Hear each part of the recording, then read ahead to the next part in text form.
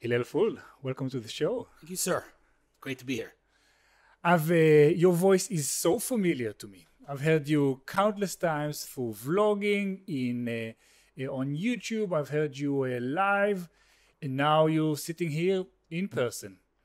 Today, I'd like us to cover a bunch of stuff. You're probably one of the most well-informed people about the Israeli tech system.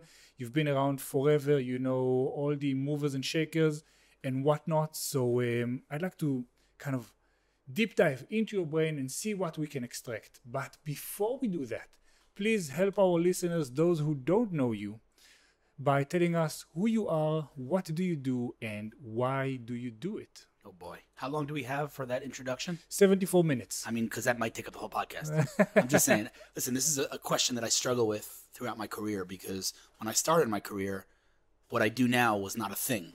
Meaning I could never have said to you, in 15 years from now, I want to be a startup advisor and a tech blogger and a vlogger, and these things weren't words. There was no such thing. It is a little complicated to explain what I do. And like I said, I struggle with it. I've written articles about it because I get the question all the time, but I'm going to try my best to answer the question. I like to say I wear four different hats. I do four main things. Hat number one is, let's call it startups. What does that mean?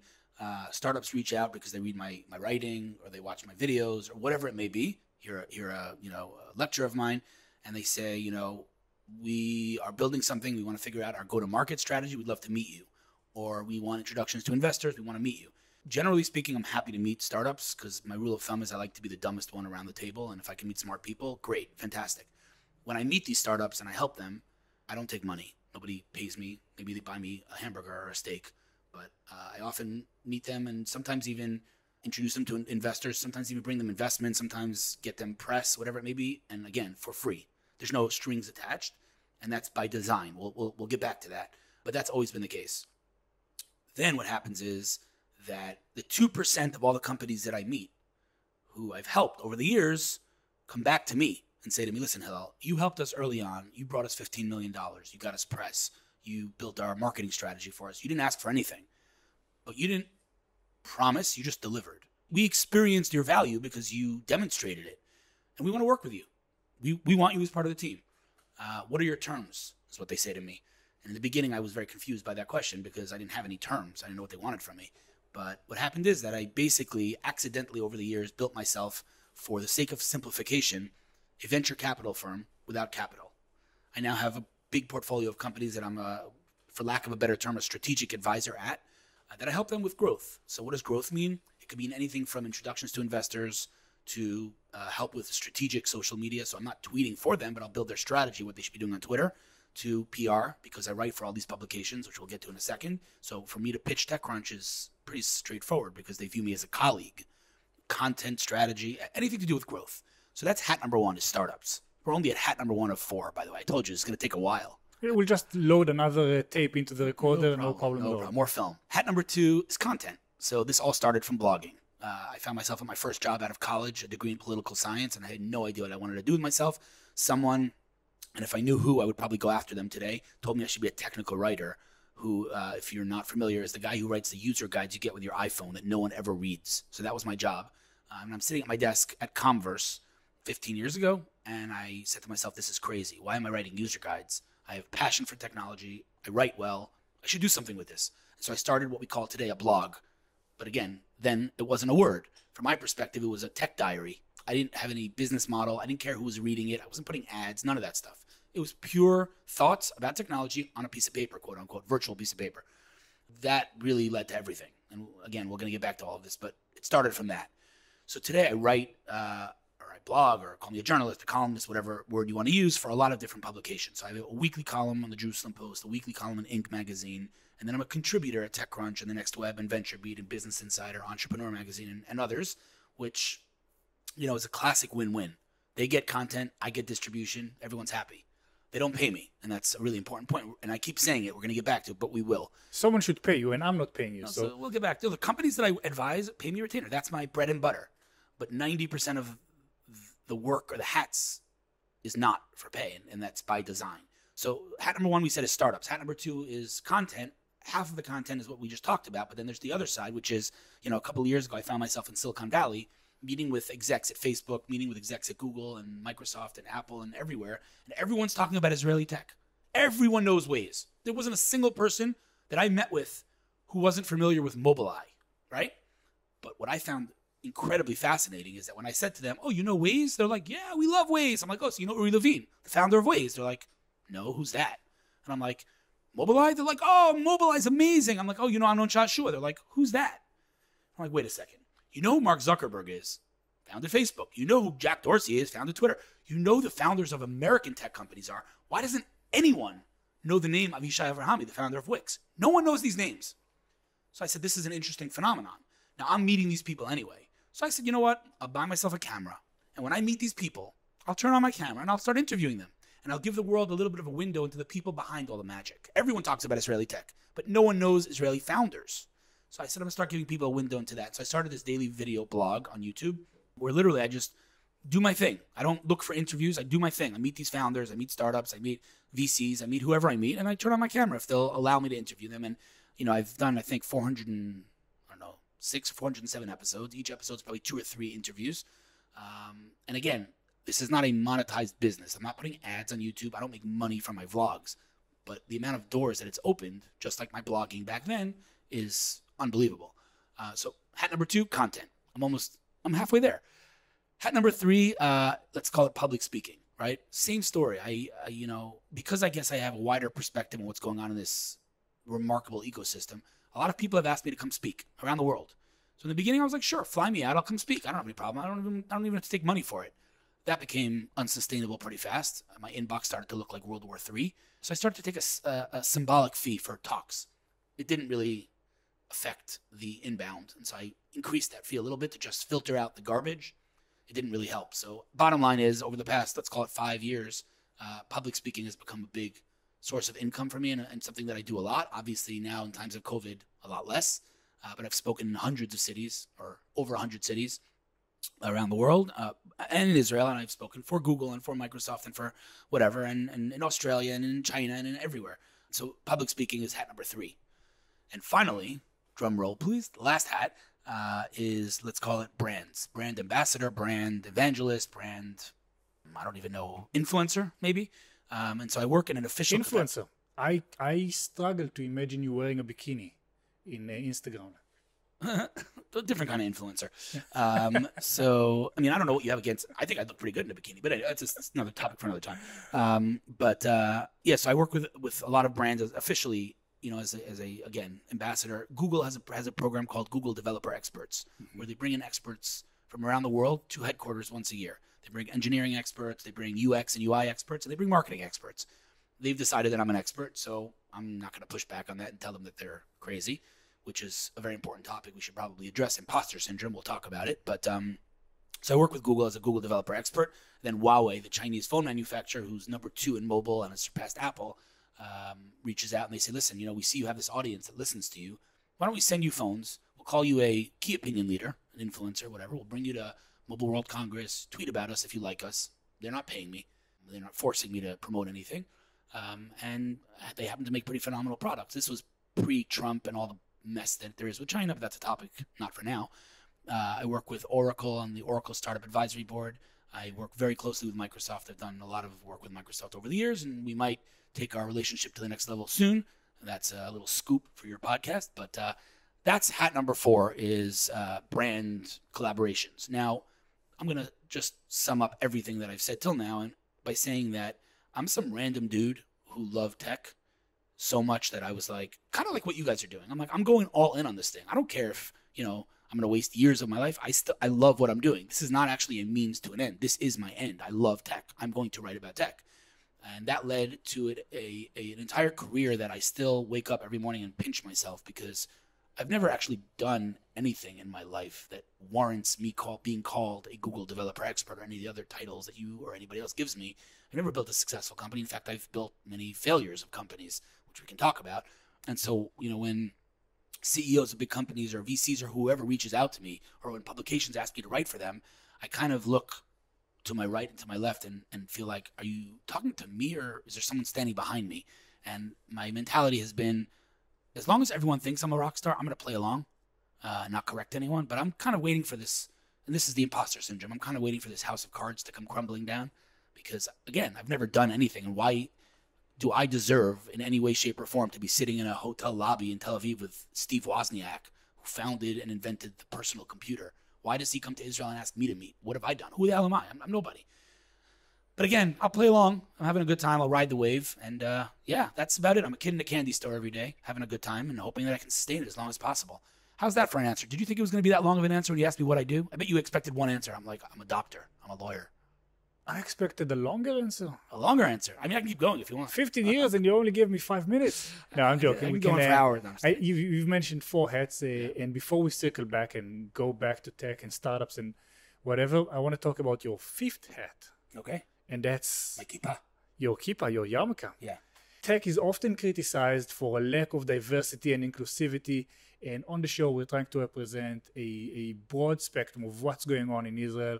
And here you are, a religious person living outside of the Tel Aviv tech bubble.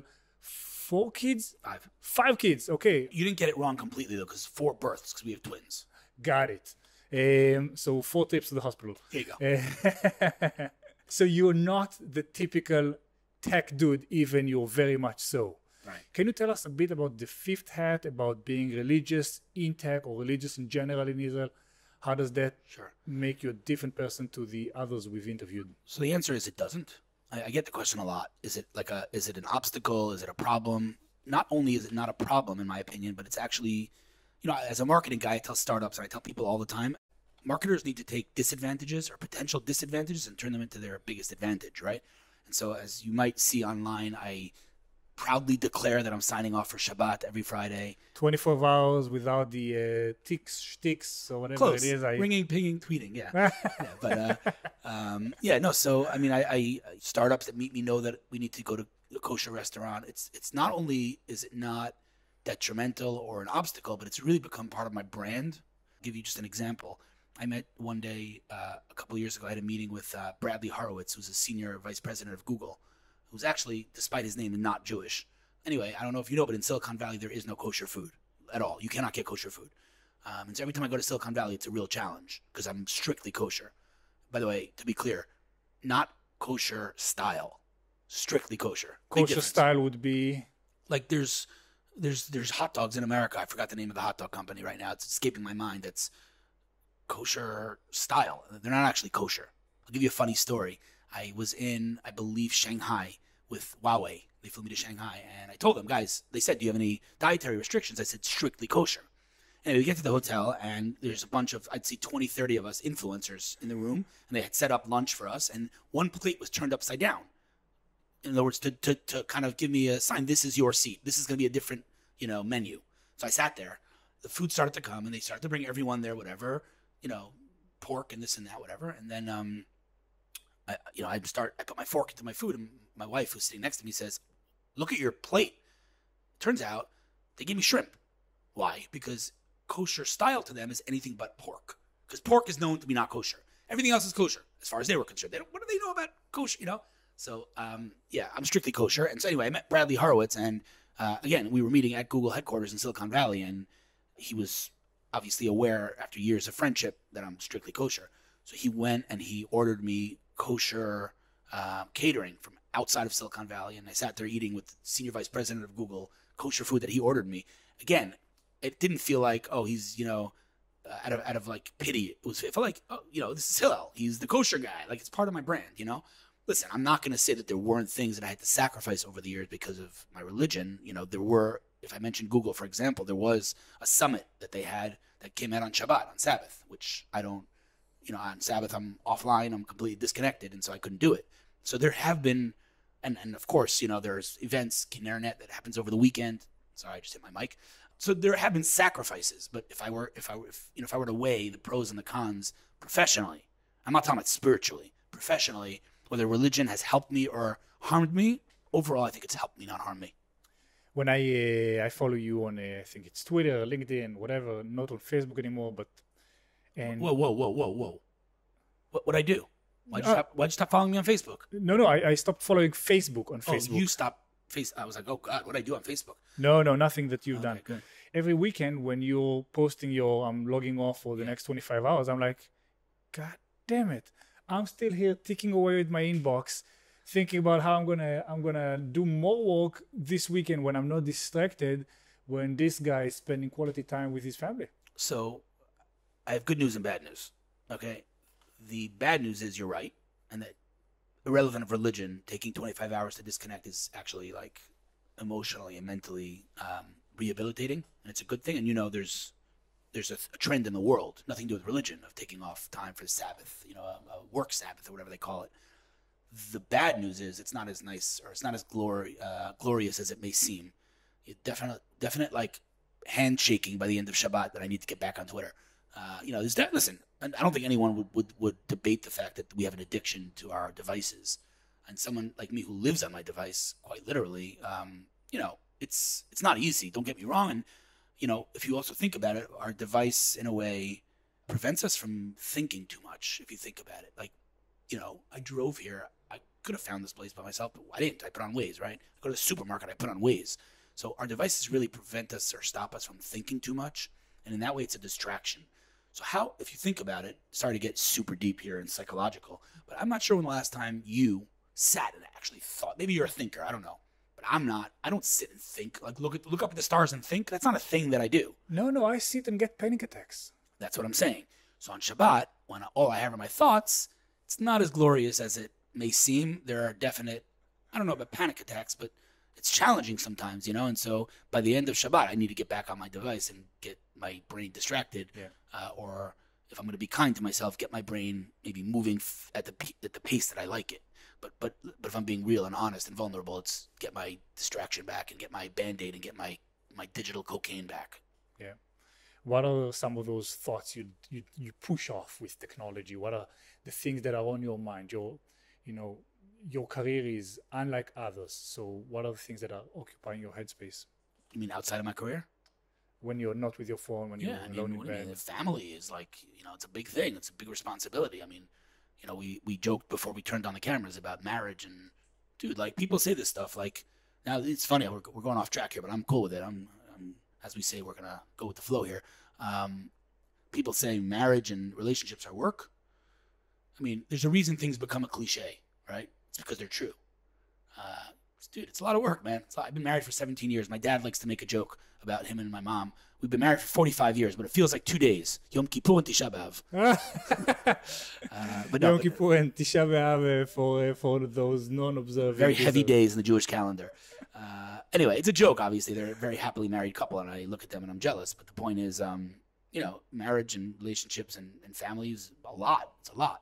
There's that. And then there's, as of late, introspection, meaning lately personal, getting very vulnerable here, look at your own, I guess, weaknesses, your own shortcomings. And again, when you're on your phone all day long on TikTok, you're not really paying attention to that stuff. But when you're with your thoughts and all you have are your thoughts, it gets a little intense. You know what I'm saying? 100%, man. Every time I see you post, I'm like, how did he get into that room? Because you are constantly surrounded by the most high-flying, ambitious, successful, smart people in the world. And that's like, these are your pals. These are the people you spend your working day with. Well, I mean, I would like to believe it's my dashingly handsome looks. But that aside, I think I'm going to go ahead and pat myself on the back right now, and you'll forgive me, but I really do believe that I've cracked a code that nobody else has cracked, which I talk about all the time. This isn't a secret, which is an interesting topic in and of itself. Why are you sharing secrets? And the answer is that people are lazy. You can give them your secrets. They won't do it because people are lazy. But I really do think I've cracked the code.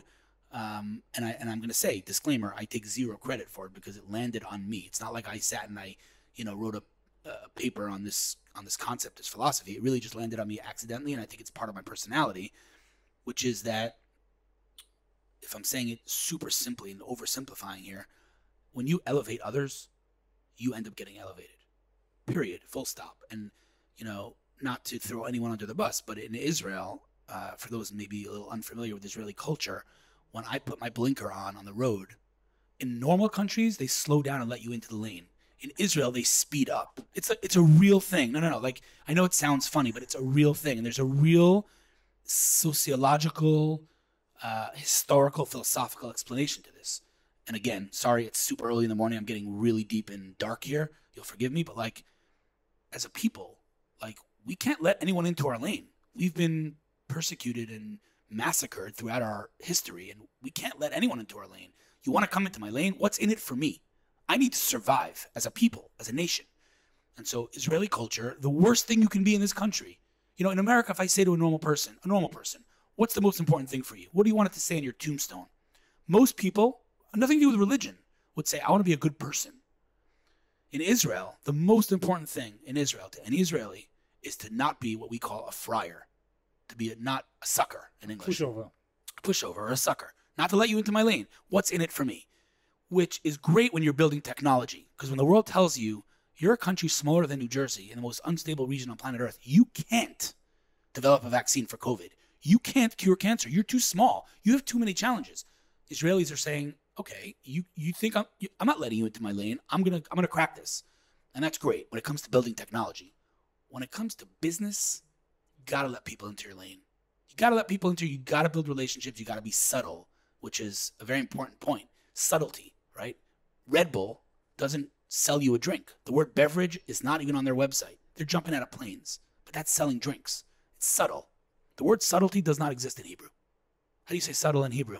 Meudam is the closest word. It's not. You can say, which is, meudam means refined or delicate. Yeah, right. That's the closest. Right. So subtlety is not part of our culture. It really, really isn't.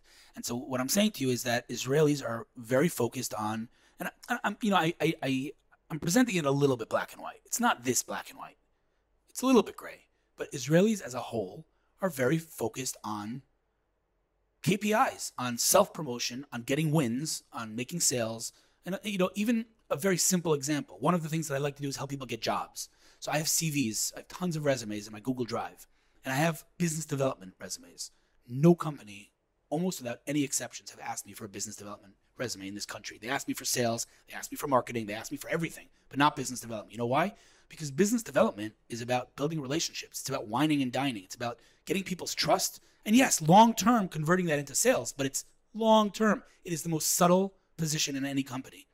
Israeli startups don't have business development. Wix does, right? Public companies in this country do, but small startups, they don't have business development people. And again, back to the subtlety. And so I think what I figured out is that when you build a stage, whatever that stage is, whether it's a blog, whether it's a vlog, whether it's a podcast, whatever it may be, and this is very relevant to what you guys are doing here. When you build a stage and you put people on that stage, what you realize is that everyone who sees that Facebook post, and there is Steve Wozniak, or even anybody, right? And there's this dude standing next to him talking about how amazing he is. Well, what does that say about the dude if he's standing right next to him? He must be a rock star too. And so I elevate others and I get elevated. And I'll give you a very, very basic example because it's relevant to what you guys are doing here. Interviews. When I interview someone, I've had the opportunity to interview the most insane people. Mark Andreessen invented the web browser, the modern web browser, Netscape, right? He's now the top venture capitalist in the world, invested in Facebook and in Slack. And I reached out to Mark and I said, Mark, you've deeply impacted my career. I want to interview you. Now, if you think about it, why would Mark agree to be interviewed by some random dude in Beit Shemesh, Israel? Well, what happened was that he agreed within 10 seconds. Why? It's very simple. Every single person on planet Earth, and I don't mean this in a cynical way, has an ego.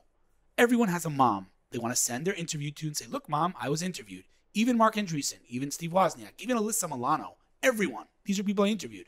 So number one, by offering them a stage, you tap into their ego. And again, don't mean that in a mean way, but we all have egos. And so what I did, my first ROI, quote unquote, my first return on investment, is I now cultivated a relationship with Mark Andreessen. Why? Because he has an inbox full of people that want his money. Then there's one email there from some random dude in Israel who doesn't want his money. He doesn't want anything from him. In fact, he wants to give him a stage. So I've differentiated myself fundamentally from everyone else, and I've now gotten on his radar. So that's return on investment number one. Return on investment number two is that as soon as I send him 5 questions or 10 questions by email and he sends me back his answers and I copy and paste it on my blog and hit publish, what's the first thing that he does? He shares it. What happens when Mark Andreessen shares my blog? My servers crash because Mark Andreessen has 1 trillion followers. And guess who those followers are? My audience, the tech world. So I just had the world's top venture capitalist share my blog post. There's not enough money in the world for me to pay Mark Andreessen to share my blog post. All I did was give him a stage. So return on investment number one is a relationship. Return on investment number two is a crap load of targeted traffic. And return on investment number three is, and this is the most important one, everyone around me says, oh my God, Hillel just interviewed Mark Andreessen. What does that say about me? I must be a rock star, right? So instead of me talking about how amazing I am all day long, I talk about how amazing everyone else is. And what ends up happening is people start to perceive me, incorrectly or correctly, that we can debate, as someone amazing too. And so people, literally, I was driving yesterday, true story. I was driving yesterday in Jerusalem, and I saw a woman who's a designer at a company that I used to work for, and I stopped my car and I yelled, hey, and how are you, whatever. And her husband was walking with her. I never met her husband as far as I know. And he literally said to me, can you please stop? I want to take a picture with you. What? Why do you want to take a picture with me? Because I want to be in a Hillel Fuld selfie. Why? Because what am I going to write? This guy's a rock star. He knows that. Now, I'm not lying. I'm not going to take some guy who's like a horrible person and say he's amazing. That's not the point. But as we say in Hebrew, firgun, right? Giving people props. It doesn't cost me anything. If I give people a stage, everyone wins. So the answer is, to answer your question, again, I'm very elaborate answers today, but to answer your question, I'm in the room with the world's top, tech stars because I'm giving them a stage, and everyone wants to be on stage. People like to be on stage. That should have been my short answer. People like to be on stage. What's your advice when people are rejecting interview offers or connection requests because they're swamped, because they are absolutely flooded? What's if there's a stage here? Why won't you take it? Those folks receive countless invitations to speak, right, to get interviewed, right, whatever. What makes the Hillel Fuld show different? Well, it's an interesting question because if you look at my numbers, they're not that big. I don't have that many views on YouTube. Whatever, 2,000 subscribers, something like that. I don't even check. I have no idea. 30. I checked. 2,100 as of yesterday. Excellent. Going up in the world. Twitter, 37,000 followers. Facebook, 14,000. These are small numbers, relatively speaking, to the world. 23,000 almost. Oh, really? 23? Yeah. I literally don't look at this stuff. I promise you. I'm not faking. Right? I really don't know. It might sound like a lot, but if you look at the real influencers in the world, these are tiny numbers. And again, Mark Andreessen doesn't need 23,000 people. Like he's a legend. So it's not that. They're not after traffic. In fact, no person I've ever asked, hundreds of people that I've interviewed, nobody, without exception, has ever asked me, how many viewers do you have? How many people are going to watch this interview? Where is it going to be? They don't care. People like to be on stage. I mean, I don't have a real answer for you other than they know that I'm kind and they know that I'm going to make them look good. And generally speaking, on a much more philosophical or a deeper level, and this is the question I thought you were asking, and this is a more important question, if I may say so. Those that say, I'm sorry, I can't take meetings, you have to pay me for I'm going to say something super rude right now. I love you all, but you're a bunch of idiots. You're missing out on opportunities. And I can tell you countless examples of people that asked to meet me. I'll give you one example. Actually, I can't give you one example because I don't want to throw the guy under the bus. But someone asked to meet me, and it made no sense for me to meet him. I said to him, what do you want? He wanted me to send him companies. So I said, I'll send you companies. You don't have to waste your time. I don't need a cup of coffee. You don't have to waste your money or time. There's no need to meet. I'll send you. People ask me to introduce them to investors. I don't need to meet them. Just send me your deck. Tell me which investors you want me to send it to. I'm happy to send it. I don't want anything. No finder's fees. There's no catch. There's no strings attached. I don't need to meet you for that, right? But this guy who reached out to me and asked to meet, I said, I don't need to meet you. He said, no, I want to meet you. I said, I'll send you companies. It's really okay. He said, no, I want to meet you. So I met him. And again, if I was one of those people who says I wouldn't have met him. It made no sense for me to meet him, but I did. And sure enough, the entire meeting was him trying to convince me to send him companies. And I said, dude, I told you, I was going to send you. Why'd you just waste my time?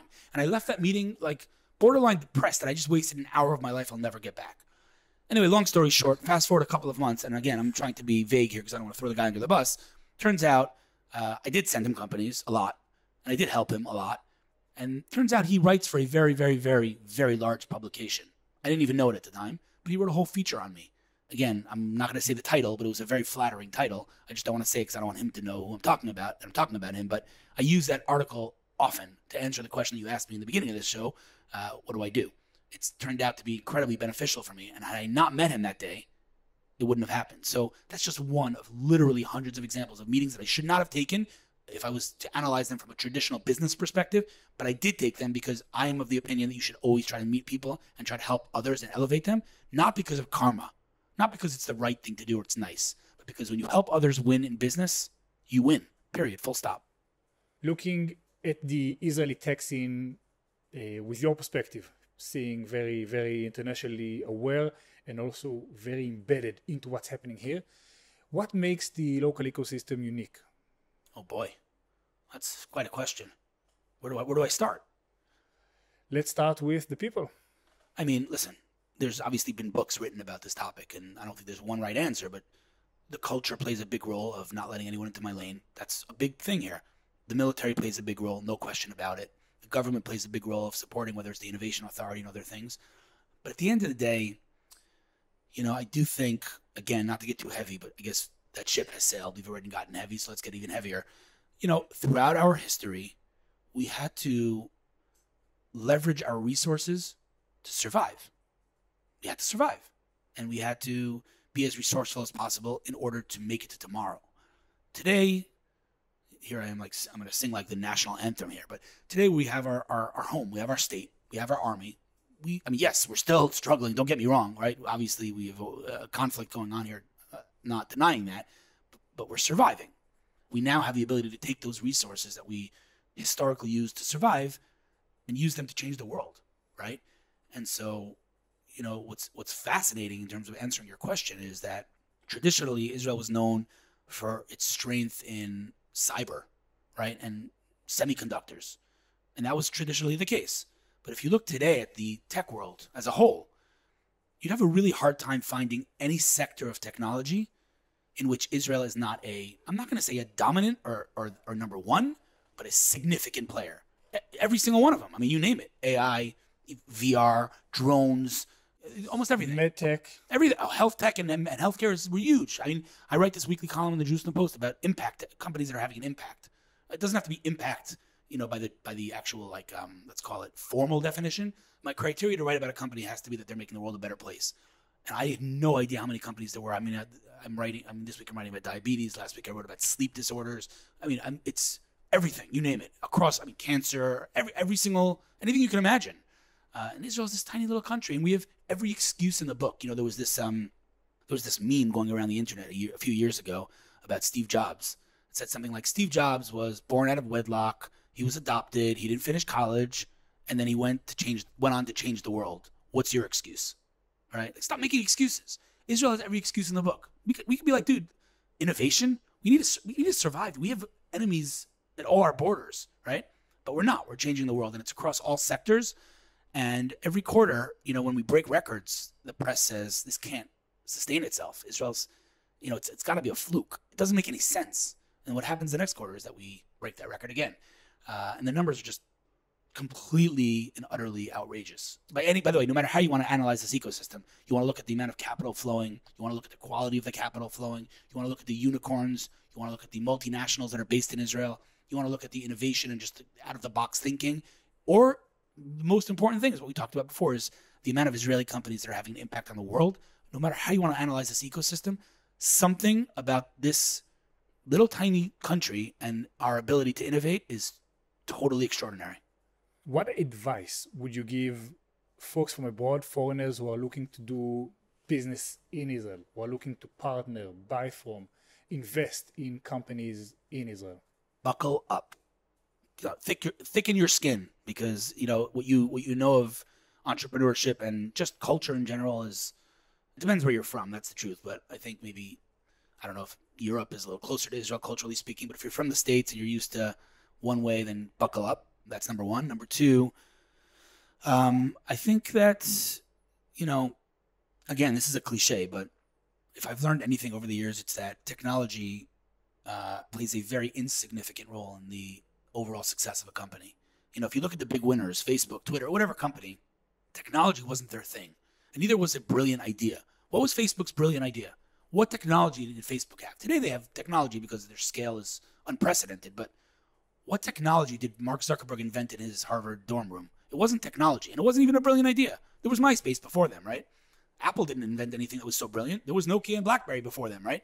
And so on and so forth. I think Google was number 17 search engine in the world. I don't know if that's true. I never verified that, but I heard that. Whatever it was, there were other search engines before Google. It wasn't an idea and it wasn't a technology. It was incredible attention to detail and execution. In order to predict that, and I'm not, by no means, by the way, I'm not an investor, I'm not a VC, I'm not an angel. Who am I to give any advice to someone who wants to invest? But to me, there's very deep truth to the saying or the belief or the philosophy that you invest in people and not in things.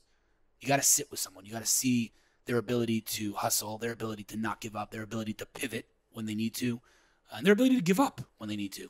That's, I don't need to tell you the statistics about startups, right? I'll say this. I often say I think entrepreneurs are actually clinically, like literally insane.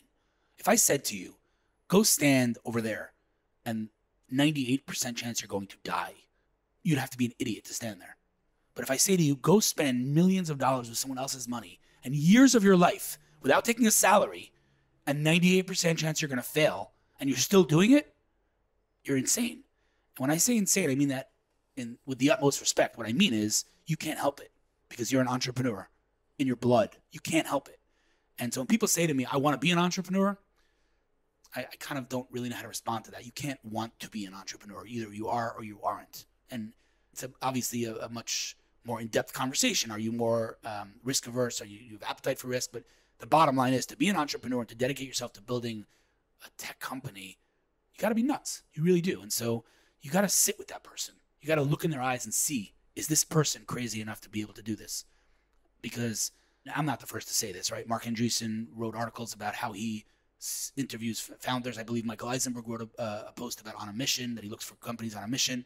You got to sit with a person and see the fire in their eyes and think, and really just answer one simple question. Can this person do this? I know that Michael Eisenberg from Aleph was at Benchmark before, and I believe, if I'm not mistaken, I hope I'm not misquoting here, I'm pretty sure he met with Travis, the founder of Travis Uber. Kalanick. Yeah. Put yourself in an investor's shoes. This guy comes into your office and says, yellow cabs, I'm gonna rid the world of yellow cabs. You got to be nuts. You got to be what? Yeah, that's a staple of Urban's life. So again, I'm pretty sure Michael told me this, but even, whether it was him or someone else, he looked at Travis's eyes and he said, "This guy. If there's anyone that can do it, it's this guy. Like there are going to be laws that are going to be bent for this guy because the passion, the fire, he can do this. It's crazy, but he can do it." And I'll say that the people and the investors, the many investors who said no to Uber and who said no to Airbnb, they didn't lose out on an opportunity. They lost out on a market. These guys were market-defining products. And I'm not going to get into the debate of Uber as a sustainable business and long-term. It's a different discussion, which we can get into if you want. But point is, Uber is a verb. And I do believe they'll come around and be a profitable company. But again, topic for another time. Point is, to invest, by the way, and this isn't specific to Israel, but in general, to invest in an entrepreneur, you have to ask yourself one simple question. Is this guy or girl crazy enough to actually do this? That's it. If the answer is yes, take out your checkbook. If not, put it away. You've seen countless companies over the years, and given what you just said, is there a common thread between the companies who make it and the companies who don't? Is there a secret sauce to startup success? Can I say something offensive? If I knew the answer to that question, I'm not sure I'd be here right now. I mean, your glasses are cool and everything. I might come for the glasses, but I'm just saying, no, I'm kidding. I would come here anyway because I just gave a whole speech about how I would never say no to meetings. But I'm just saying. You also wanted some caramel market hummus, and you enjoy Argelis' coffee. I definitely cannot spot the trend, and I don't think there's anyone in the world who can do that. And I want to be very clear. I don't remember who I was talking to about this the other day. Somebody smart. Anybody who gives you a formula for success is full of crap. Really, they're full of crap. Like all these YouTubers and motivational, do this, you're going to be the next Google. Come on. That's ridiculous. And you know what? Again, if you knew how to be the next Google, you wouldn't be giving motivational speeches on TikTok. Let's be honest. That's a great line, by the way. I'm going to reuse that line. If you knew how to build the next Google, you would not be giving motivational speeches on TikTok. By the way, fantastic quote, Hillel. I'm fist bumping myself right now. I'm fist bumping you here right now. COVID, we're not allowed to fist bump. But anyway, no one saw because this is audio anyway. No, so I don't think there's a formula. And I'll go even deeper. I can say things that if you don't do them, then you will definitely not succeed. But I can't tell you do A, B, C, X, Y, Z, and you will be the next Google. You know why? Because at the end of the day, timing matters and luck matters. And anyone who says that luck is not part of this is kidding themselves. And I can speak from experience. Twice, not once, twice, I founded companies that failed that within a few months, another company did the exact same thing and has become multi-billion-dollar companies. Twice. Because I was at the wrong time.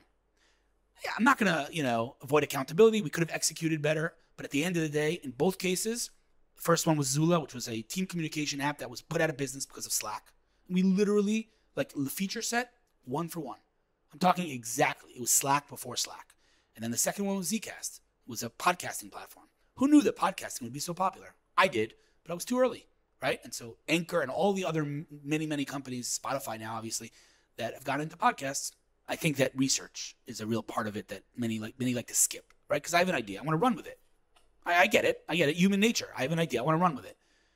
If you don't spend anywhere between a month and 6 months building a market landscape that's fully comprehensive, every company, and I'm going to explain what I mean in a second, every company in your space, not only companies that are doing the exact same thing as you, but any company, if you're targeting the Washington Post and you want to sell something to the Washington Post, you want to sell them a JavaScript that they should put on their website, whatever.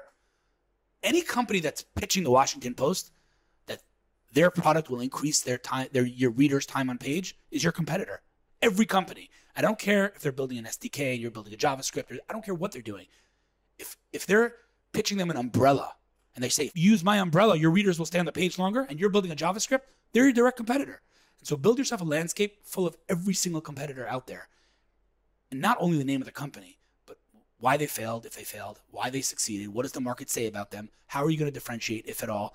Without that component of market research, and to be very clear, I don't mean market research to validate my own ideas, right? I have an idea. Okay, I'll do a research and I'll convince myself that no one else has done this. No, that's your instinct as an entrepreneur. Don't do that. Do the opposite. Convince yourself that everyone's tried this, right? And again, this has become a cliche, but competition is your best friend. Because if there's no competition, there's only two options. Either you didn't do research or there's no market for your idea. If no one has tried it before, then there's no demand. I'm going to go out on a limb here and say that in 2020, it is highly uncommon and unlikely that you're coming up with an idea that no one's thought of before. 100%. So many companies approach the market research partners just to make sure no one had thought about it before us. And then they realize someone had.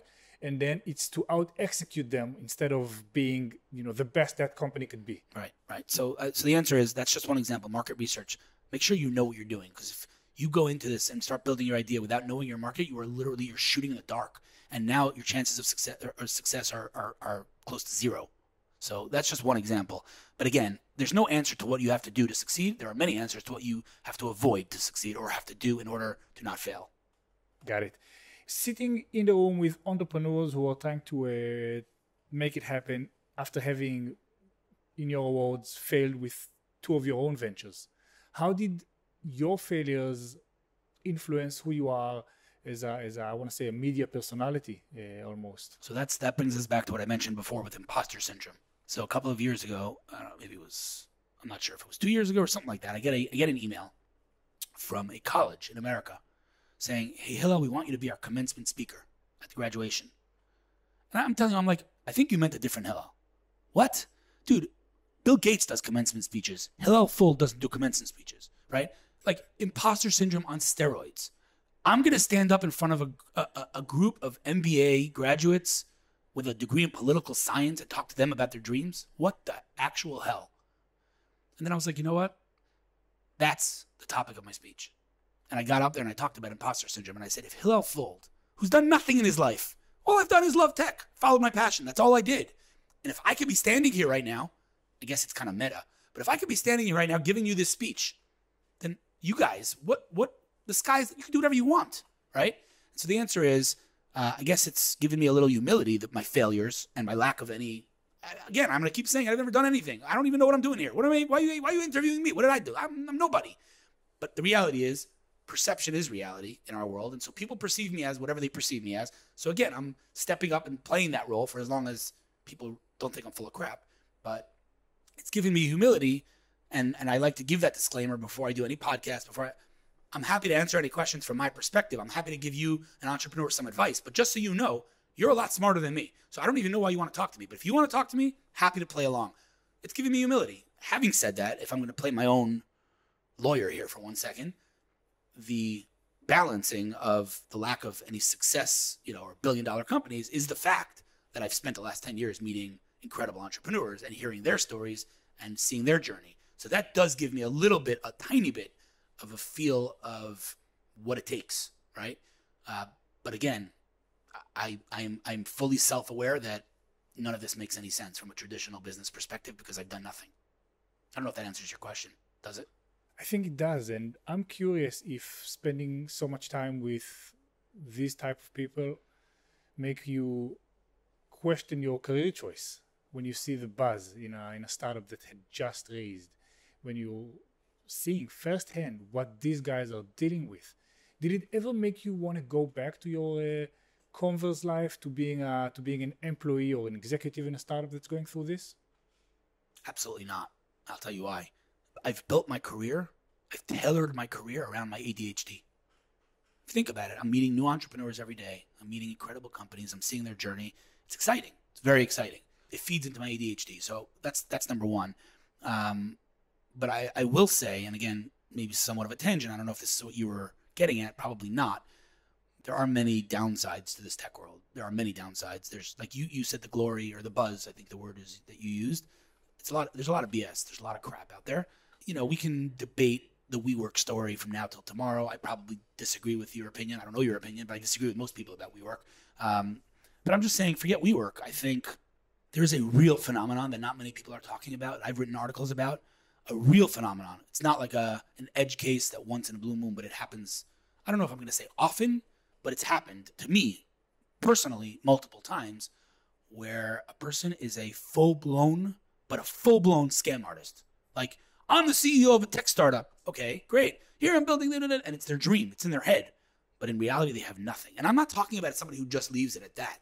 I'm talking about a guy who recruits a team. I'm talking about a guy who builds a web of lies around him, and everyone believes him, and it's all air. I mean, I can tell you stories that would make your skin crawl. You would not believe the things that I've experienced over the years. And I'm a naive guy. I like to believe people. I've had someone present themselves to me as an engineer at Apple. And he gave me elaborate details of the things he works on and who he reports to and what he does at Apple. And without getting into too much detail, although it's now public information, you could find it on the web, he had a wife who believed he worked at Apple. His parents believed he worked at Apple. His parents. He left his home every day to go work at Apple. He's never worked at Apple. It was all a lie. And the craziest part about it is that he didn't even want anything from me. It wasn't even a lie to gain something. It was a lie because he's a sick person, and he needed that respect, admiration. Oh, you're an engineer at Apple. And again, I'm not talking about leaving it at the level of like, he told me that. It was lies. A whole pile of lies. That's just one example. I had a company that I advised, that I pitched. I'm not going to name names right now, but a mayor of a massive city in the United States to use this platform. There was never a platform. It was all made up. He recruited a whole team of rock stars. He paid them out of pocket. He gained nothing. He lost only probably hundreds of thousands. Why? Because he has to feel that glory. And again, these are two examples. I could give you 10 more. There are people today in this ecosystem who present themselves as angel investors who are nothing, who zero. They have no capital. They give term sheets to entrepreneurs for nothing. They gain nothing from it. They gain nothing. Not one or two. I mean, it's a real phenomenon. So that makes me question this world. It's a scary thing. But for me personally, like I said, I'm a kid in a candy store every day. I'm having the best time, and I'm going to ride it as long as, as long as people don't realize I'm full of crap. What do you think fuels this bubble where people are faking it until they're not making it? Listen, like I said before, everyone has an ego. Everyone has an ego. Some people have bigger, some people have small, but everyone has an ego. I think fake it till you make it is actually not a negative thing if done right. I think every startup has to fake it till they make it, right? But there's faking and then there's faking, right? There's faking and saying, we're building something, even though you know that there's one line of code written and you're not building. You want to build. That is already a fine line. Let's call that a white lie, okay? Every startup does that. There's that, and then there's, building a whole life of lies around you. Listen, I don't think it's something that normal people do. Don't get me wrong, but it's a thing, and I think that what fuels it is all of our behavior in the press, writing about these monster rounds, and again, you're bringing me awfully close to a debate I'm not sure we want to get into, but of companies that have, nothing and are worth billions of dollars. I'm going to just give you a very, very obvious example, and I want to be very clear. I saw this company's technology, and it is mind blowing, and I'm going to say I don't want to throw these guys under the bus, but I have to give them as an example. Facebook today, this morning, showed me my memory from a year ago that I was at Magic Leap, giving a lecture at Magic Leap 1 year ago today. This is a company, and again, I'm going to say it again. I saw the technology. I demoed it. It blew my mind. Having said that, this is a company that raised $3 billion with a B, worth 6, 7, whatever amount of billions of dollars. And I'm talking about the top investors in the world before they sold $1's worth of their product, before they even knew what the use case of their product was. They didn't even know what to do with it. And so there's a problem there. We can, glad to go into it if you want, but I don't agree. I do not agree with the whole philosophy of, how is WeWork worth $48 billion when they're not making profit? Or how is Lemonade's IPO so successful when they're bleeding money? I do not agree with that. If you want to go into it, we can, but there's a fine line between that and this is a company that has 5 users and it's worth $1 billion. And, in the show Silicon Valley, which I don't know if you watch, but I love, what's so funny about it is that it's so close to reality. And there's one scene that sticks out that's just so funny because it's so true. The CEO is standing talking to the startup, and he goes, and the investor is sitting on the couch, and he's on the phone, the investor. And then the CEO says to the startup, to his team, and our revenue model is going to be, and then all of a sudden the investor hangs up the phone, he gets up, and he goes, what do you mean your revenue model? He goes, well, what do you mean? We want to make money. He goes, what are you, crazy? He goes, your valuation today is pre-revenue. You could be worth anything. Once you start making money, then your valuation's tied to your revenue. Don't make money, which is funny, right? But how true is it? Right? All of these companies that we talk about, all of them, they're not making money. Uber's not making money. Amazon wasn't making money till recently. None of these companies are making money. Profit. When I say money, I mean profit, not revenue. But again, if I may, I'm gonna now present the other side of that, and that is on a very simplistic level. Obviously, I'm simplifying. If I'm 8 years old and I need to build a lemonade stand on my block, on my street, I need to go to the supermarket and buy a table, a tablecloth, a sign, lemonade, water. So while I'm doing those things, I am losing money. I'm losing money. So am I not a successful business? No. You can't become a successful business unless you buy the lemonade. You cannot be a successful business in 2020 unless you focus your time and resources in the early years on growth and expansion and not on profitability. Very, very difficult. I'll give a very basic example. If I'm building an app, I have an app. I can now focus on putting ads in the app so that people click on it by accident with their fat thumbs. I'll make a couple of bucks. It'll be profitable and great. No one will ever love my app because it's a crappy experience. Or I can build an incredible app, make zero money from it, build a real audience that people get real value from my app. And then when I have 150 million users who love what I'm doing, then I flip the switch on monetization, which the obvious example being Facebook, right? But the reality is, it is hard to imagine a company today in the tech world that can become profitable in the early days without focusing on expansion, right? And in the early days of Facebook, Noah Kagan was one of the first employees of Facebook, said to Mark Zuckerberg, I know how we can monetize this thing. And Zuck got up and wrote on the board, growth. We're not focused on monetization. We're focused on growth. We cannot ever achieve profitability unless we expand and grow. And when I heard Adam Neumann speak in Israel, someone asked him the obvious question, when are you going to be profitable, right? WeWork, you're bleeding money. When are you going to be profitable? And he answered, and again, I have a very unpopular opinion of the man. I happen to think he's unbelievably talented. He answered the right answer. He said, when am I going to be profitable? If I want to be profitable tomorrow. I'll put on the brakes on expansion. I'll stop buying properties left and right, and I'll focus on profitability. And tomorrow I'll be profitable. But we're not. We're focused on dominating and being the fastest growing real estate company in history. And then when we want to be profitable, we will be. Same thing with Uber, same thing with all the other companies. So the bottom line is there's a fine line between BSing and I'm a company worth billions of dollars with nothing to show for it, and a company that's taking over a market by expanding exponentially without making a profit. I'm less worried about the latter, more worried about the former.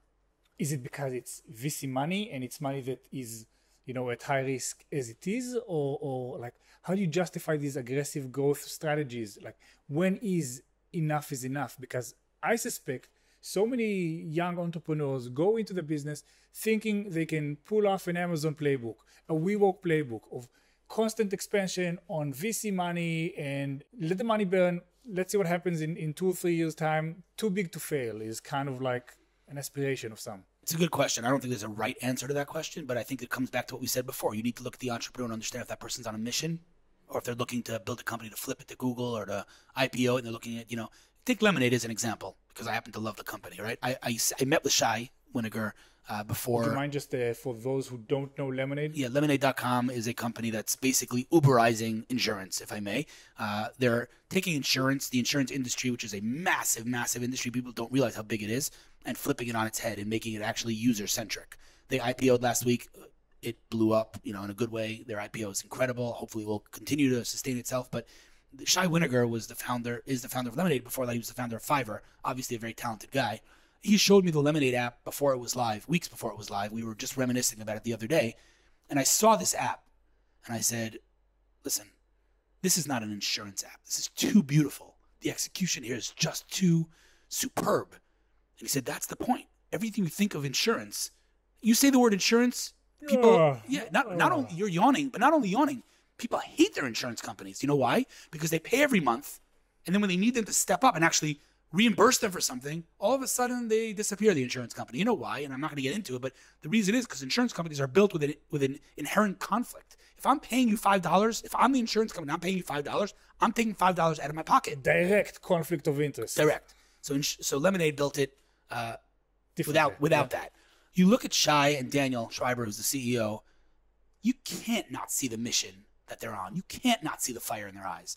And I know that a lot of their investors invested because of that, because the chances of building a successful insurance company, I mean, the insurance companies out there that, I can't even say dominate the market because there's no dominant whatever, but the big ones have been around for hundreds of years, right? So you're going to disrupt an industry that's so big and so undisruptible, if that's a word. The answer is only someone that's on a mission can do that. I think, they raised a crap load of money. And yes, they're losing money, quote unquote. But they're not. They're investing in the business. They're investing in expansion, and they're growing exponentially. I don't give stock advice, but if I did play the stock market, I wouldn't flinch because I would be investing in Shai and Daniel and in their team, by the way, not just Shai and Daniel. Everyone I know on that team is a rock star. Yael, who's the communication, she's an unbelievable. You look at the team, you can't not be passionate about their mission. That's really it's about the person. At the end of the day, it's investing in people, and the world's top investors do that. They invest in someone because they have a track record. They invest in someone because they see the fire, even if their mission is super difficult and challenging. It's not the product they're investing in. It's not the technology. It's not the idea. It's the person. And that's why when people say to me, I have an idea that's going to be bigger than Facebook, my instinct is to hang up the phone. I don't do it, but it's ridiculous. It's ridiculous. Your idea is worth nothing. You're sitting on a treasure trove of insights and advice to people who do want to pitch, who are looking to scale their businesses. What are some tips you'd give folks who want to get in front of certain media outlets and get their stories across? I think people overcomplicate things. I really believe that. I'll give you an example. In the early days of my career, when I would pitch TechCrunch about a story, and then they'd write it, so I would, of course, then send an email thanking them. And time again, that journalist would respond to my email and say, thank you. And I never got that. I was like, why is he thanking me? He did me a favor. Why is he thanking me? And then it hit me. This person comes to work every day and has a quota. They have to write a certain amount of articles. They have to get traffic. That's their job. I just gave them a great story. So I'm doing them a favor just like they're doing me a favor. This is a human being who's going to work just like I'm a human being going to work. He's not some god. And so that's something really crucial that people need to understand. Journalists, investors, talk their language, right? Whether it's on, connecting with a journalist on Twitter, don't just take a press release and, fire in all directions. I mean, I can give you an example. It's I think it's a very illustrative example. It proves this point. I wake up to hundreds of press releases from people all the time, right? Dear blogger, dude, come on. You couldn't even research my name. A little effort. I'm not asking you to look up my mother's name. You couldn't write Dear Hillel. Spend 5 more minutes. You couldn't do it. So they don't do it, right? Many years ago, I got an email from a company. At the time, the name of the company was Twitterland. I knew nothing of this company. I never heard of them. I didn't know them. I didn't know the founders. I knew nothing. The email read something like, Dear Hillel, we follow you on Twitter. We love your article about X. We read this article about Y. We love your work. We'd love you to take a look at our product. Super personalized, super nice, super subtle, not aggressive, just a nice email. And I was like, you know what? I don't know who these guys are, but I'm going to help them because they spent the extra 30 seconds. Turns out they're 3 brothers in Haifa in northern Israel. What they did was they built a platform to help me decide who to follow on Twitter. Right? If I'm oversimplifying. Today they're called Clear.com. They changed the name of the company to Clear with a K. and they're super successful, but that's the punchline. What happened next is that I wrote an article about them. I think the title was "The One Tool You Need to Decide Who to Follow Back on Twitter." And I wrote that post and I tweeted it. Now, one of my followers is Alyssa Milano, the actress who has 2.5 million followers. She retweeted me. One of her followers is an Arab sheikh in Saudi Arabia with 50 million followers. He retweeted her. So this post that I just wrote about this anonymous company in Haifa just got, 20 million views. Their servers melted. They launched their company from that one tweet, literally. Today they speak globally about their launch, and they show a graphic. Hillel's tweet, Alyssa Milano, tech press, servers down. True story. Why did that happen? Because they were human. They were human. Be human. Stop thinking like a freaking robot. Don't pitch journalists like they're robots. Get in touch. Build some trust. Yes, it will take 5 more messages. Don't add someone on LinkedIn and send them a pitch. Hi, Hillel. Nice to meet you. Great to connect. Great to meet you too. What do you do? What do you do? Great. Where are you based? But I have a product I'd love you to take a look at. 100% success rate. Whereas, thanks for adding me on LinkedIn. Please use our product. Screw you. Remove that connection immediately. Immediately. Not thinking twice about it. There you go. So I'm saying be human. The answer to your question is, if you want to go on the radar of journalists, it's no different than investors. Do their research. Who is this person? What gets them going? What excites them? And reach out. Are they active on Twitter? Reach out on Twitter. Are they active on Facebook? Try Facebook. Is it LinkedIn? What's their platform? What do they talk about? What gets them? Respond. They ask a question on Twitter. Answer them. In fairness, though, Hillel, it's not a 30-second difference. This is a 30-minute difference. But if the ROI is being tweeted back from millions of people, then fair enough. I don't think it's a 30-minute difference. I think it's probably more like a 5-day difference. It's more than 30 minutes. It takes time. Do the research. What's this person into? How do they... You got to do research. But again, we already know the chances of failure are 98%. You want to increase the chances of success or failure. I'll give another example. People send me their resume, right? And I look at sometimes the font. And I say, dude, fix your font. It looks horrible. And sometimes people say to me, like, I'm not going to get the job because of the font. Come on, who cares? And my answer is, I'm not saying you're not going to get the job because of the font. What I'm saying is, their instinct is to say no. Why give them another excuse to say no? Why give them another reason? Maybe they will, maybe they won't pay attention to the font, but why even give them a chance to? Fix the damn font, right? So, a journalist gets a lot of pitches, just do a little research. Be human. There's like a thread that's going in between what we're talking about, and that's a competitor's mindset in that world. Changing the font may be meaningless, maybe it's everything, you'll probably never know, but if you're a competitor, if you're trying to get that job that has hundreds of other applicants, you need to make sure you've done everything you can. Like if you're discounting anything, any piece of feedback, then you're shooting yourself in the foot.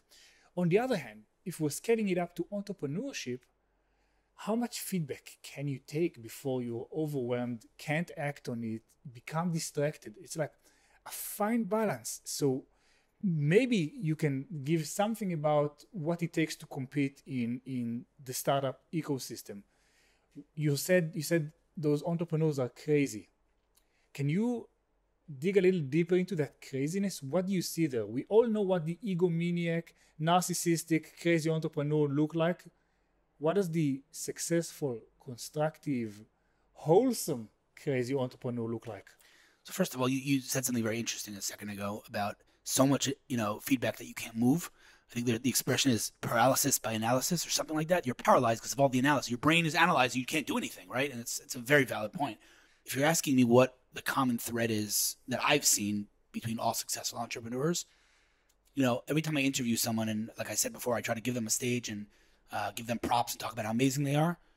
100% of them respond, it's not me, it's my team. Now I'm going to get a little, if I may, philosophical here.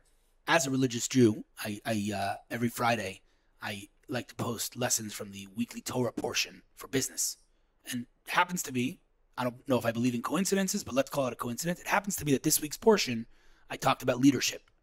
And again, I bet none of you listeners thought you were going to learn some Torah today, but let's do it anyway. In this week's portion, Moses is approached by the first feminists in history. Okay? 3 sisters who don't have brothers and who don't have anyone to inherit their father's land because it was generally given to men. And they come to Moses, the leader of the nation. They say, dude, we don't have brothers. We deserve to inherit this land. So what if women? And Moses didn't know what to do with that request because it was unprecedented in history, right? And so he literally said, I might be the greatest leader in history. I might be the greatest prophet. But I don't know. I just don't know. And he turns to God to ask that question. The next story in the portion is that Moses is told by God that it's the end of his life. And he's not going to enter the land of Israel, which was his flagship mission his whole life. And what does he respond? He doesn't plead and say, God, please reconsider, let me in. What does he do? He says, please make sure to appoint the next leader. Because leadership is about humility, right? Period. All of those people that I speak to, without exception, are humble, which I guess is counter logic if you think about it. If I'm so great, then why can't I know that I'm so great? But the answer is no. There is an inverse correlation. The greater you are, the smaller your ego, actually, in my experience at least. I don't know what that says about me, but that's a topic for another time. But my point is, this week's portion is all about leadership, right? And I guess Moses, being the greatest leader of the Jewish people, can teach us about leadership. And the answer is that all of these people, while they have a mission and they have fire in their eyes and they're ambitious and this is a really important distinction, they're crazy enough to believe that they can do it while balancing the humility. How does that work? It's a fine line. But if you meet Daniel Schreiber, the founder of Lemonade, and Shai Winegar, you can't say these guys have egos. They don't have egos. They don't. But they know what they can do. They're self-aware enough to know that they can execute on this mission that's going to change the world. And that's just one example. There are so many others, but it's that fine line. There's a point where an ego is camouflaged as a professional standard. You know, I'm operating at this standard. This is how I expect things to be done. And people camouflage their ego with some sort of a facade of professionalism, of how things are done here. People who have read the Steve Jobs biography and then think, okay, if I'll treat people awful, then I'll be Steve Jobs. And it's kind of like, no, it's the other way around. You get the street cred to behave in a certain way because you've proved your invaluability to the business, to the company, to the world, whatever. Interesting. I never thought of it that way. But yeah, I don't think anyone can pull off Steve Jobs' reality distortion field. I think only Steve Jobs can do that. And at the end of the day, I don't know who said this, but it's a brilliant quote. When I talk to managers, I feel like they're important. But when I talk to leaders, I feel like I'm important. Think about it. Beautiful quote, right? A good leader knows how to elevate everyone around them. You know, oftentimes in the tech world and in every world, as a person achieves success, it goes to their head and then they're less accessible, more whatever you want to call it. Not only do I not understand it, I actually believe it's detrimental. I really do. I think that being nice and caring is an amazing business model. Like it's worked for me. I mean, yeah, I think that some of the most successful people that I know happen to be the nicest and the most humble. I think that someone who treats their team, their employees with disrespect, can't win long term. Maybe some short term wins, but long term they'll lose. We're nearing the end of our time. That's so sad. It is, because there's a few other topics I'd like us to cover. So let me go into one a little more practical, a little more actionable. You've built a rapport and you've established trust with some highly inaccessible people. And they say the best time to plant a tree was 20 years ago. The second best time is to plant a tree now. What can entrepreneurs do today in order to prepare themselves, their Rolodex, their network for the time they need it? A lot of coffee. I mean that, it's funny, but I actually am not kidding. Like people say to me all the time, I had a call yesterday with someone. A woman sounds highly intelligent. She wants to break into a certain industry. What she means is she wants to work in a company and in this industry. What I said to her is go have a lot of coffee. Go meet people. Just meet people. Get on their radar. Open doors with zero expectations, I guess, of landing a job or of getting ROI. Just have coffee. For the sake of having coffee. An email. Hi, Hillel. I follow your work. I'd love to meet you. Why would I not meet that person? Again, assuming I have the time. Or if not, let's have a Zoom, whatever. You know what? If a person won't say yes to something like that, not sure you want to meet them in the first place. Now, I'm obviously oversimplifying, right? I'm not saying you could reach out to, Tim Cook and say, let's have a cup of coffee. Okay. That's not what I'm saying. But I'm saying, generally speaking, start building your network, start building those relationships when you don't need them. once you need them, they need to be in place, right? When does Apple announce the iPhone? Weeks before they open the stores. And that's why they have lines around the block, because they built it 3 weeks ago, right? Start building, if you're building your marketing strategy as a company, start building your Twitter account now, so that in 6 months from now, when you have a product, you have followers waiting for your product. If people say to me, I have no marketing, I don't have a product yet. That is like the dumbest thing I've ever heard anyone say. Not the, but up there. You got to start before you have a product. If your product is ready and now you're starting, you missed the train, right? So in terms of getting on the radar of the right people and building, start now. Not when you need something, but now when you don't need something. And then it will come back they'll be there when you need it. And that brings me back to my whole career.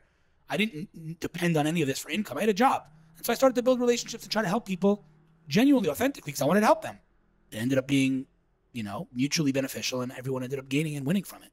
So the answer is start building relationships in an authentic manner. Think of the other person, very important, not about yourself. I wrote a post about this last week, a little bit of a rant.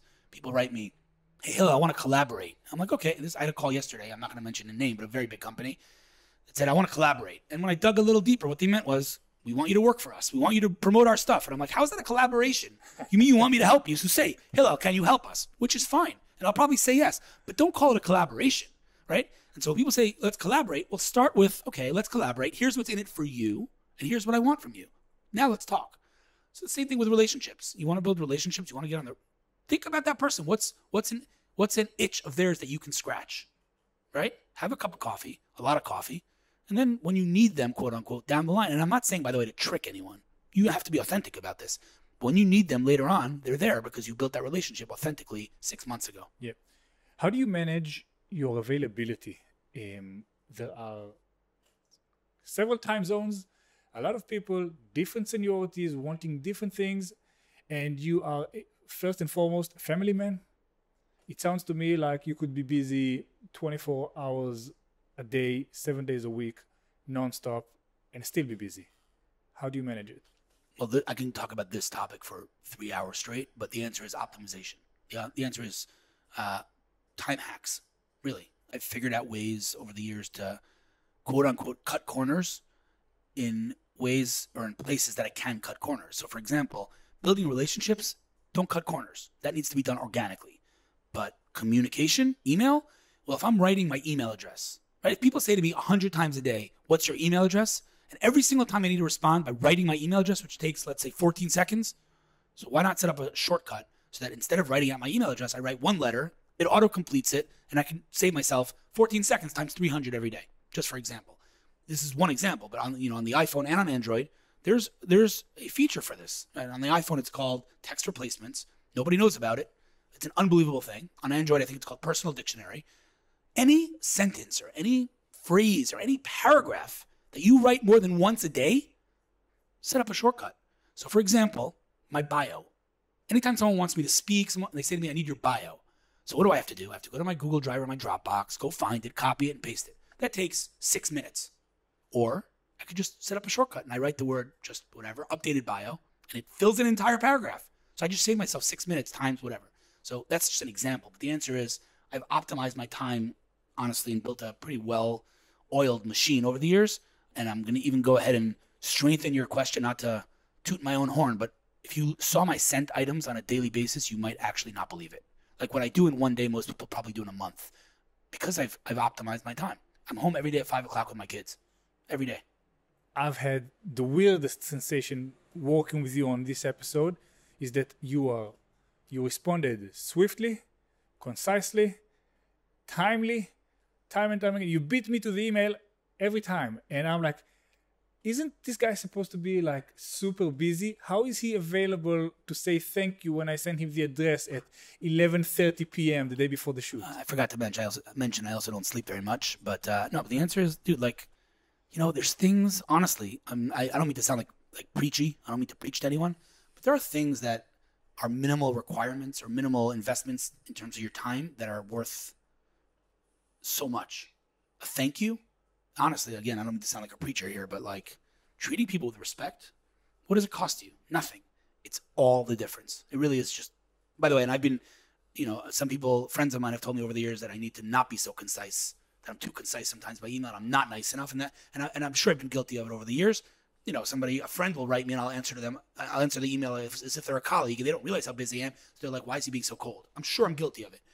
But overall, as a whole, I try to be responsive. If you look at my inbox right now, it's probably we've been talking for an hour, so maybe I have 3-4 emails, but usually it's at inbox 0. I'm always making sure it's at inbox 0. I get an email, I respond. My email is my task management software. So if I have a task I need to do, it's in my inbox. When it's done, I archive it. Right? I don't use other software. That's another thing. And I no disrespect to Monday.com and to Asana, amazing tools. To me, Hillel Fuld, just a personal thing. To stop what I'm doing, to document what I'm doing, makes no sense. Just do it. Stop talking about it. You have a task, leave it in your inbox, get it done and archive it. Get it out of the way, cross it off. Yes, have your lists, have your inbox. But to me, again, I'm one person. Obviously, with a team, it gets more complicated. I'm not belittling that. But to me, I've never used task management software. To me, it's just do the work. And so very responsive, try to be respectful, and just optimize my time as much as I possibly can and get as much done as I can. So half of your work is producing at a pretty high level. A 600, 800 word comment, a post on a Jerusalem Post or TechCrunch or whatever, that takes hours to produce. How do you divide your time between reactive mode, working in a superficial level of responding to emails, coordinating self-management, and doing deep, meaningful, thoughtful work? I feel like I'm not being very humble today, so this answer is not going to be very different. I'm going to apologize in advance for saying this, and I feel like your listeners are going to hate me for saying this, but like my Inc. articles, I've written, 100 Inc. articles about entrepreneurship, and they take me 15 minutes. 15 minutes, literally. 1-5. Yeah, 1-5. My Jerusalem Post articles, I mean, there's the process of choosing the company, getting the information from the company, doing the research, but the writing itself it's 1,000 words. 1,000 words about a company that, again, I have the information, right? The information's out there, or they send me some information. So I'm not copying and pasting by any means. You could read my articles. They're all written by me, obviously. But the entire writing process, just the writing, 20 minutes, 25 minutes maybe. It's definitely not hours. I've never spent hours on a blog post in my life, ever. Aren't you like hyper attached to the words you put in? When I'm thinking of only a 20-minute window to complete a writing task, that makes me uncomfortable. Yeah, no, I write. Oh, here's another. I do write fast. That's first of all, but more importantly, another thing that I don't think many people, they know it exists, but I'm not sure many people capitalize on, is voice to text. I've written now 20 chapters, probably 50,000 words for a book that I'm working on now, almost all by voice, which means that there are typos, which means I need to edit, but 90% accurate, 90% grammatically correct, all by voice. You speak faster than you write. So a lot of times I'll dictate an article and then go back and edit the typos. But that's a good way to write fast. Also, when you speak, then the editor part of your brain is muted. So you just get to it, just like you just put it out there, and you don't have to self-correct like you would when you're writing it down afterwards. That's really interesting, because if you read my writing, a lot of times people say this to me. I write like I speak, and that's by design, I think. A technical writer, which is how I started my career, needs to interview an engineer and take their technical mumbo jumbo and translate it into, from the file menu, click open. Like simplify it, really simplify it, which is what a blogger does if you think about it. So I often send my writing to like my mom and ask her if she understands it. I don't think anybody could ever say that, my writing about tech is too sophisticated. I write in a way that I speak. It's very approachable. Right. So that's, again, I think that's something that's important. People think, using all these buzzwords and fancy schmancy sophistication makes you look good. On the contrary, again, I think it was Da Vinci's quote, which is my favorite quote. Simplicity is the ultimate sophistication, right? If I'm building an app, it's not hard for me to throw in all the features. It's hard? Building something that does something incredibly well, one feature. Simplify it, right? Simplicity is the ultimate sophistication. Writing in a way that anyone can understand it is a lot harder than writing all these buzzwords that nobody understands. And so that's how I write. And that's why, for me, voice to text is very effective. Now, last couple of questions for you. Looking forward, what should people be excited about coming out of the Israeli tech scene? I mean, I'm excited about drones. I'm very excited about drones. You've been excited about drones for like 5 years now. That's true. But I often say, if you want to know how far we've come technologically, like if you want to know how crazy technology can be, Nothing depicts that. Nothing illustrates that better than a drone. We're talking about a device that fits in your hand, that can fly for miles, recording in 4K quality with 20 GPS satellites connected to it at any given point, and around anywhere between 5 and 10 embedded sensors that avoid obstacles and do the most incredible things. And then it can land precisely to the millimeter of where it took off from, automatically, autonomously.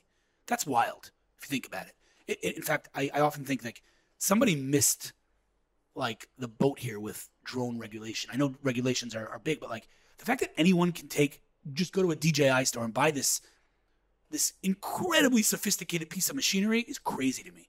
I mean, what you can do with this thing is wild. And so drones are really hot, and I think Israel's really positioning itself as quite a player in the drone space. I've seen some incredible companies in the drone space, and I think if you want to know about interesting things to pay attention to from Israel, drones is definitely something to look at. Before we close, anything else you'd want to leave our listeners with? Yeah, I think that the most important point here, I think of the last, I don't know, however long we've been speaking for. How long has it been? An hour and a half? Something like that? We can go on for hours, man. I think that the most important thing here is that there's a common misconception that people need to stop believing, and that is that business is a zero-sum game. That if I'm giving you money, I must be losing. That is not the case. I often like to compare it to a candle. A candle has fire. A candle gives its fire to another candle, it loses nothing. It just creates more fire. Same thing with business. You help someone, you help an entrepreneur, connect him to an investor. I'm sending an email. That investor is now getting an amazing deal. That entrepreneur is getting capital. What did I lose? I lost nothing. I created more fire. I lost nothing. It took me 4 seconds to send an email. I just helped 2 other people win. And so business is not a zero-sum game. If you help others win, you end up winning. Full stop. So that's, for me, the most important lesson that I've learned over the years is build a stage, let other people stand on that stage. And what ends up happening is when you focus your time and resources on value in any format, whatever that means, what happens is that the person who's receiving your value has no expectations because they're not paying you. And when there are no expectations, all you can do is exceed expectations. So when I exceed expectations over and over and over and over again, what I create is what I like to call delight. Delight, like in the cartoons where the person comes to you with hearts in their eyes. Delight can be monetized, and that's it. You've done a huge service for the ecosystem, for the country, for entrepreneurs. As a consumer of your content, I've hugely benefited from it. I kept thinking there's something I'm not getting. There has to be something that drives this because of your availability, generosity, and speaking with you, I realized no, he's actually, doing what he says he's doing, and that's giving. That's what we hope to do with the show, and I wish you many more years of giving, and thank you so much. Thank you for having me. I guess the punchline of all of this and the tagline or the business model that everyone should follow is be a mensch. That's it. It's pretty simple. Is that on a t-shirt already? Be a mensch? I don't know. Let's make it. Good business. Do market research first, though. Hillel Fuld, it's been remarkable. Thank you for your time. Thank you for your expertise. Can't wait to meet you again. Amen. Thank you for having me. I had a good time.